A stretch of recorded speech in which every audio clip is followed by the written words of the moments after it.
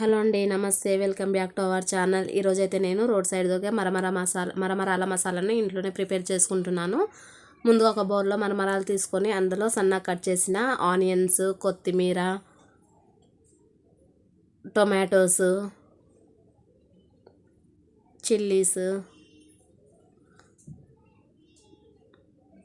Boondi,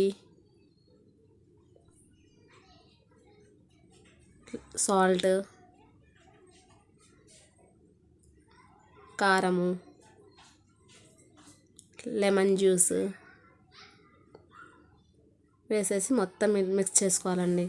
same road side ఎలా ఉంటుందో మనం ఇది కూడా అలానే టేస్ట్ అలానే ఉంటుంది. మీరు కూడా ట్రై చేయండి. మొత్తం ఇలా మిక్స్ చేసేసుకొని సర్వింగ్ ప్లేట్లోకి తీసేసుకోండి.